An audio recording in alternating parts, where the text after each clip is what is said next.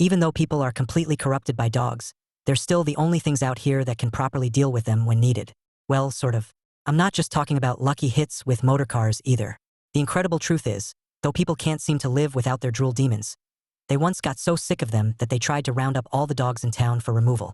I wouldn't say they got as sick of them as cats are, but it was about as good as you could expect of people considering their wagger weakness and all. I don't know what happened, but it must have been pretty bad whatever the dogs did to get people so mad and send these dog catchers after them. Maybe dogs went from sniffing pram kittens to hunting them, or from riding in motorcars to jaw-snatching the wheel, then swerving to smash through fences they couldn't jump over, or stores that wouldn't let them in. It's really hard to say for sure, but it just shows how despicable dogs are, when even their best friends and allies want them gone. And I remember the first time I saw dog catchers do their hound roundup, out one afternoon on my own patrol. Across the road, I spotted the strangest thing. These two men in gray overall hides and white gloves had caught an ugly yellow mutt brute in a huge net on a stick and were dragging it out of a backstreet.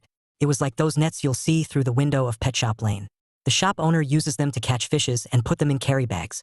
I think that's where these men got the idea from. They didn't stick the dog in a bag of water, which would have been my first choice. Still, they lifted the floundering hound into the back of this white van with huge dark dog prints on the side, just like how crooks get dragged kicking and screaming into police ones. And it was a beautiful thing to see. One of those moments in life I'll never forget. I was so excited I cried out to the men and ran over to help, completely forgetting they couldn't tell a meow from a yow. "I know where you can find more," I said. "I know all their favorite hovels, all their grimy doorways. Here, I'll be your guide. That van will be bursting at the seams with bark beasts by nightfall. My price is merely some of that corned beef sandwich you're hiding in there, and keeping your stinking hound-heaving gloves off me." But the dog catchers didn't understand. Slammed the doors, jumped in and drove that dog off. At that moment it occurred to me the dog catchers were dressed quite like rubbish men, and when hindwalkers don't want things, they usually throw them into rubbish bins. I'd already worked out that all the rubbish in town gets taken to a massive bin far away, too far to smell, and that no other critters can reach from here except maybe flappers.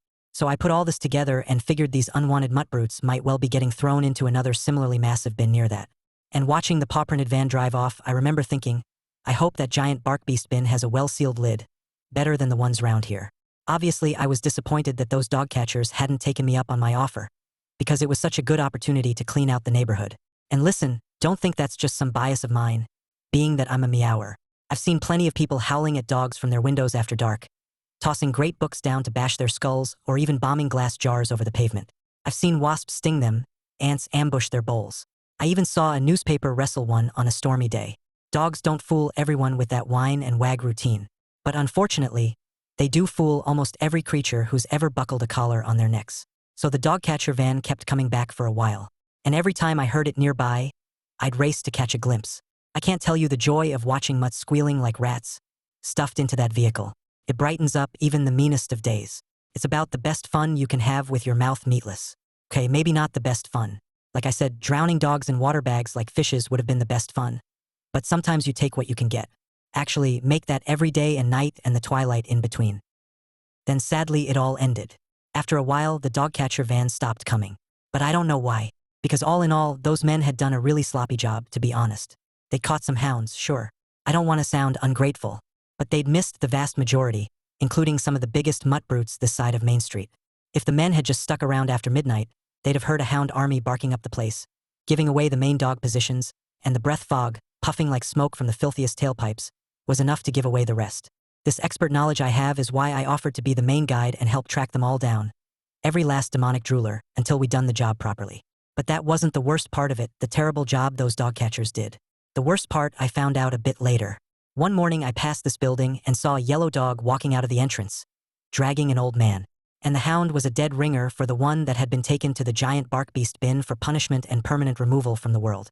I darted by that dog, suspicious as hell, and did a little sense sleuthing on the way past. And you wouldn't believe it. Filling my snout holes was the very same muttly stench I'd caught that day I'd first seen the van. This was the very same bloody mutt brute. I realized to my horror that these dogs weren't being dumped in some massive bin out of town like I'd thought. They were going into homes. Homes. They were winning the Backstreet Badlands lottery. Now, I knew it was possible they had been properly disposed of. It's possible the lid on that bark beast bin was loose like I wondered, and the dogs escaped. But I don't think that's what happened here. And the reason is that dogs are terrible climbers, as I've mentioned. With enough dents and rust holes in a giant bin, the odd tough-fingered man could maybe get out. I've seen a few clinging on walls, branches, and ledges pretty high up, and some might have a friend with a crane to fish them out too. But no way a dog is doing any of this.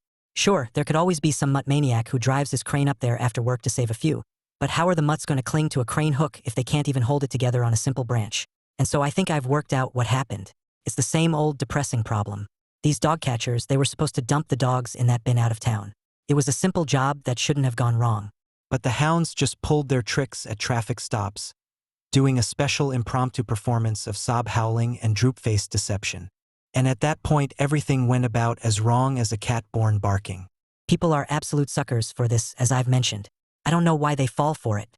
It's just one of those bizarre things, like how they also carry their bald kittens around for a rat's lifetime instead of teaching them how to walk and hunt as soon as their eyes are peeled, which is the sensible way. Listen, this hindwalker weakness for waggers simply cannot be explained. And believe me, I've spent many a night philosophizing on it. I suspect the sickness was passed on by dog bites at some point, but who knows, it could have been face licks or even inhaling too much pant breath over the years as their househounds puff away in proximity. That still doesn't really get to the bottom of things, the nature of the infection, though. Maybe no one ever will. And this is another reason I avoid contact with bark beasts and even hold my breath when their mouth fumes are fogging strong. Because I can't afford to catch whatever this is. If I ever do, just toss me off a building with my legs tied so I can't land on my feet. And so I think these dog catchers looked back in the van that night and saw the dogs pulling their stunts, getting their cries as close as possible to the pram kittens, and snap. Those men were totally and utterly hooched, leashed by those mutts and strolled around the block, heads banged into every lamp post until any leftover sense was gone for good.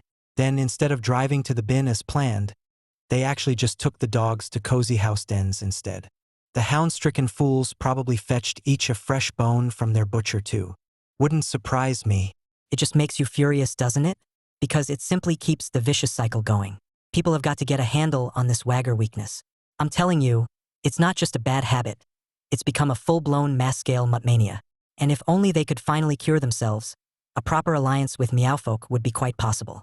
Because as much as a cat might like to get himself a huge fishnet and a hefty van and even a custom overall hide to save his coat from slobber, already have a glove, we all know that. Only hindwalkers are able to use this gear properly, due to their tricky forepaws. But working together, a cat like me could drive around at night with tame men in that paw-printed van, all sitting in the front seat with dog catcher gear, sniffing and spying and ear-scooping hounds, with a corned beef sandwich in the lap too. Why not a few if the hindwalkers are bringing? And on a meow signal, the men could skid that van to a stop, bolt out and snatch those mutts up in the net. If they're thumping around too much, getting dragged aboard, I could hop out and give them a little fang squeeze to quieten them down, before taking another bite of beef to clear the muddy taste out the snapper.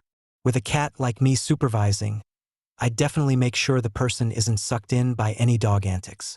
If any mutt mania starts, I can shut it right down with a few cat slaps on the jaw, blades out proper if needed. And when our van gets full, we drive the bark beasts down to the park and dump them in the stream when it's gushing fast, so they drown and get washed out of town for good. Ideally, they're taken all the way to the drain at the end of the world, the big hole where all the waters exit the earth, and they're spiral down to their doom.